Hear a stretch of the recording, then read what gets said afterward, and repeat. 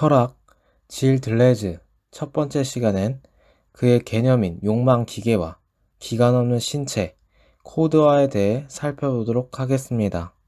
질 들레즈는 프랑스의 철학자입니다. 미셸 푸코는 그를 이렇게 말했습니다. 들레즈라는 번개가 일었다.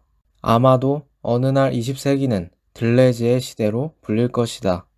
이 말처럼 들레즈의 인기는 대단하였습니다.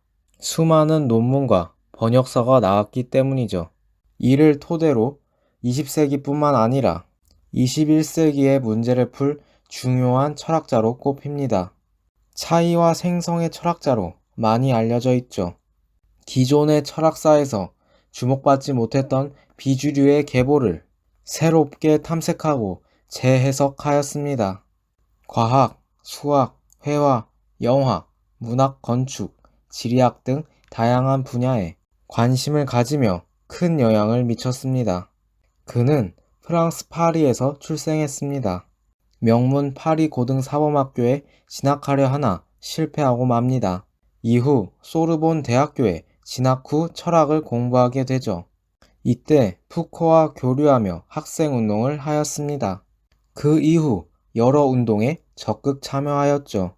푸코를 이어서 파리 제8대학교 교수가 됩니다. 다양한 저서와 연구를 하면서 생을 보내는데 폐암으로 고생을 겪게 됩니다. 그러던 와중 자신이 살던 아파트에서 돌연 투신 자살을 하며 생을 마감합니다. 들레즈는 전통의 철학에서 욕망을 부정적으로 보았던 것과 달리 욕망을 긍정적으로 보았습니다. 또한 욕망을 결핍에서 나오는 것이라고 본 의견도 거부하였죠. 욕망을 인간으로부터 벗어나서 이야기합니다. 욕망은 인간이 지닌 속성이 아니라 인간을 존재하기 위한 전제이며 행동을 생산하는 힘입니다. 인간을 뛰어넘는 높은 차원의 욕망을 말하죠. 먼저 욕망은 현실을 생산한다고 합니다. 현실은 욕망의 수동적 종합의 결과적 산물을 말하죠. 여기서 수동은 겪음을 의미합니다. 욕망에 의해 세상이 움직이게 되면서 종합되고 결과로서 현실에 나타나는 것이죠. 이러한 욕망은 세상을 흐르게 하면서 동시에 흐르고 절단한다고 말합니다. 새롭게 연결하고 끊거나 다시 연결한다는 의미죠. 이러한 것을 욕망 기계라고 표현합니다. 욕망은 기계의 내재적 원리에 속하죠. 무의식의 생산 작용이 욕망이고 기계의 내재한 힘인 것입니다. 기계는 흐름의 절단들의 체계라고 말합니다. 흐름은 물질적 속성, 진료를 의미하죠. 물질적 속성으로 진료와 흐름을 끊음으로 새로운 모습, 생성이 나타나는 것입니다. 우주의 은행, 생산의 기능을 담당하는 것이 기계이고 욕망은 기계를 가동시키는 힘입니다. 욕망이 우주를 포함한 세상의 원리에 해당함을 알 수 있습니다. 이어서 기계는 욕망을 지닌 채 존재하며 생산합니다. 생산은 연결, 분리, 결합을 나타내며 순환합니다. 연결은 새로움을 이어지게 하는 요소이죠. 분리는 시간의 흐름 사이에서 각 순간 상태에 차이가 생성되는 계기를 의미합니다. 결합은 어떤 느낌을 겪은 존재가 탄생한 것이며 이는 상태에서 겪음의 연속이 이어져 주체가 탄생하는 것을 말합니다. 예를 들어 자동차를 만든다고 할 때 쇠라는 물질을 부품의 모양으로 분리해야 하고 부품을 통해 연결을 하여 최종적으로 결합의 상태인 자동차가 만들어집니다.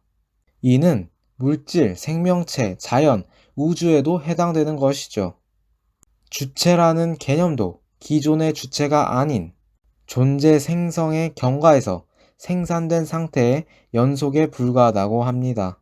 언젠가 다시 분리되고 연결되어 결합으로 새로운 모습이 나타날 수 있기 때문이죠.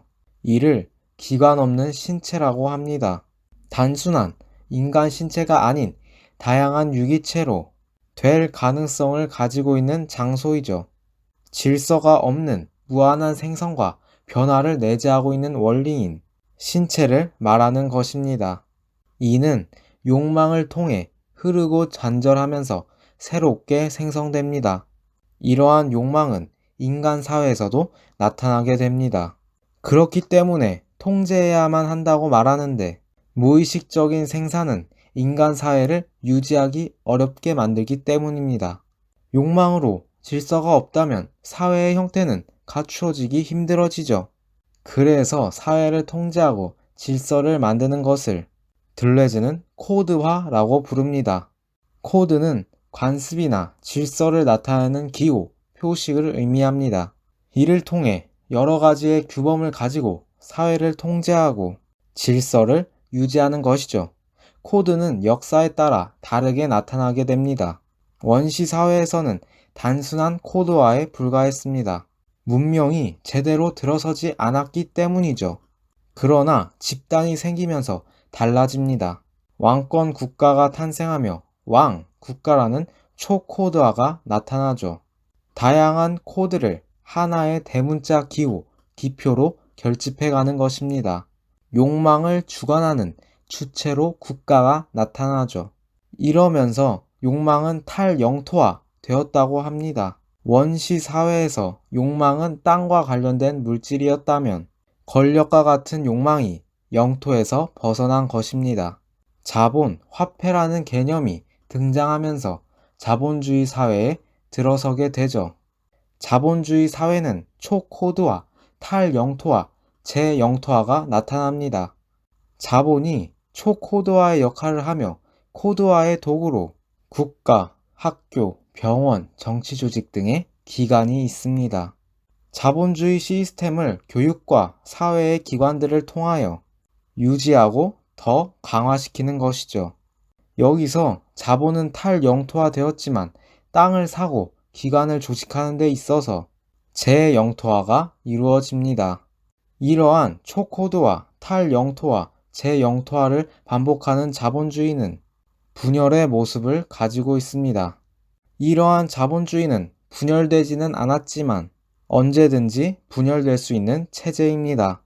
자본주의도 얼마든지 욕망의 새로운 연결, 분리, 결합으로 나타나는 힘으로 생산이 이루어지면 자본주의의 체제에서 탈영토화가 나타나면서 새로운 코드화가 나타날 수 있다는 것이죠. 새로움을 만들어내는 생성은 욕망이 지닌 혁명성에서 새로운 차이, 분열에서 나타나는 것입니다. 욕망이란 무의식의 자기 생산을 말한다. 욕망은 어떤 것도 결여하고 있지 않다. 다시 말해, 욕망은 자신의 대상을 결여하고 있지 않다는 것이다. 최종 정리를 하자면 욕망은 인간에게 속하는 속성이 아닌 현실을 생산하는 힘을 의미합니다. 힘은 기계로 연결되고 끊어짐의 형식을 가지고 새로운 생성을 순환하고 이어가죠. 인간 사회에서의 욕망은 통제하는 코드를 가지고 있으며 여기서 욕망이 지닌 혁명성을 가지고 이를 긍정할 때 새로운 사회를 만들어갈 수 있습니다. 다음 시간엔 질 들레즈 두 번째 시간 차이와 반복, 리종, 노마디즘 개념에 대해 살펴보도록 하겠습니다.